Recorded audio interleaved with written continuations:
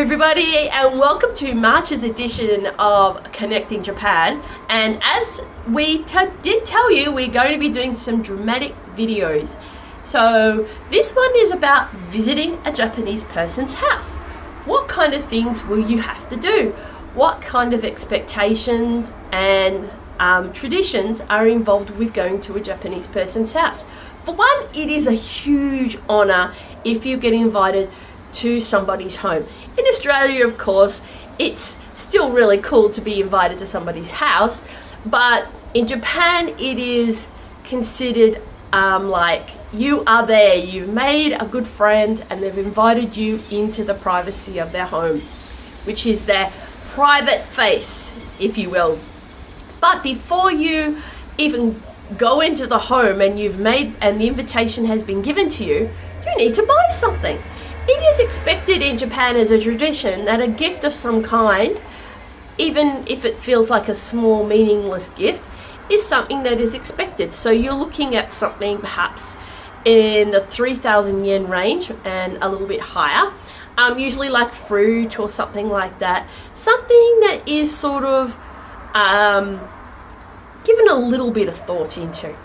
So before you go inside, that you should have that ready with you when you come to the home. Now obviously we can't show you a Japanese house here because this is Australia. So let's get into the video and we will give you set phrases. We'll try and put it in the video, but again, we're still having software issues with that. So let's get into it.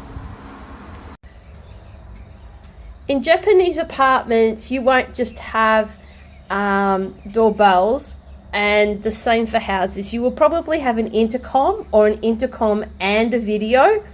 So it's important to remember these things when you go there and wait for the proper response. So here, let's go.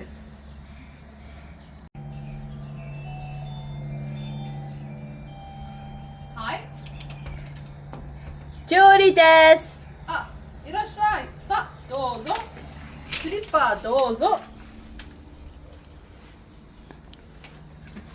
ありがとうございます。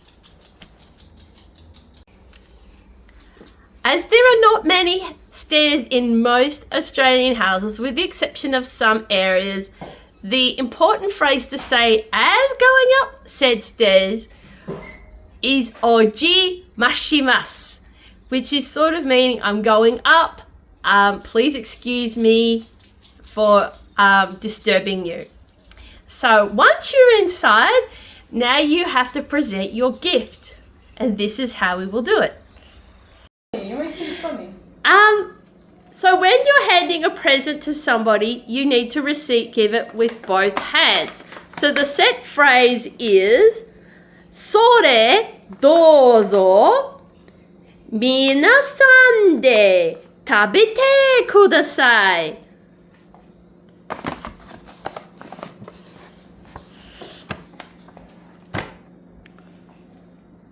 And this means, それ means here you go. 皆さん食べてください means everyone please eat. And then the host says,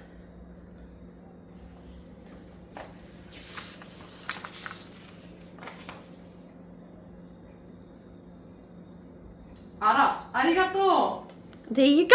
And that is how you go and invite yourself into a Japanese house. So that's only a small part of it. Some of the other things you do need to remember are around hashi, meaning the chopstick. So finally, you get invited to dinner. This is just a small example of how it might be set out.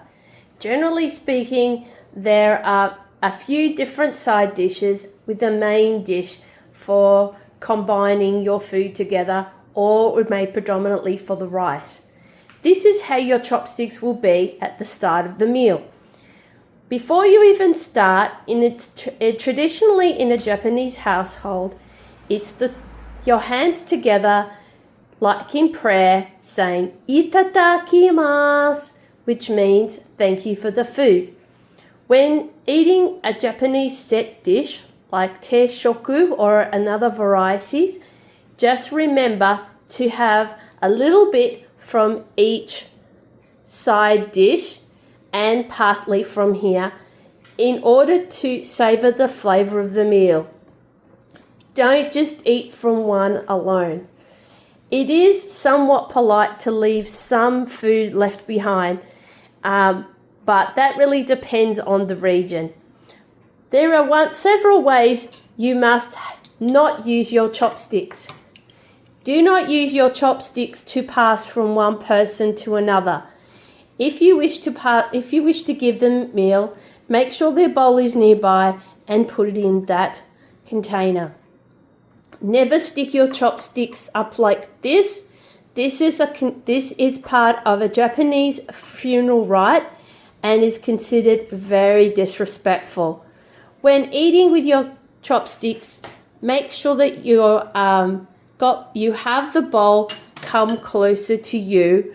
Don't bend down to it. This is also considered rude if you bend over your meal. Now, with some meals, you may not be able to do it, but with smaller bowls like this, you can. Also, remember that you may have other things like special ladles used for soups and broths as well. Make sure that you do not play with your chopsticks, and once you have finished your meal, place them like so across your bowl to signal that you have finished eating. Once you have finished your meal, you say "Gochi-sou-sama deshita" as a term of appreciation for thanking the person who has made the meal. This is a set phrase you say not only in a Japanese person's home, but also in a restaurant, cafe, or other eating establishment. Well, thank you guys for being part of our first dramatic video. We're sorry it took so long to be made, but we'd like to say a very good thank you to Charlotte, our co-host, and to my daughter for helping me with this video. So we will try and do some more fun videos like this, and we'll set them up in our home because we really can't film out there. So if you want to keep in touch with everything we're doing, Connecting Japan actually has Facebook, Instagram, you're watching us on YouTube, and we also have a wonderful website with all the events that are coming up all throughout this year. From all of us at Connecting Japan, ciao matane, and we'll see you on the next video.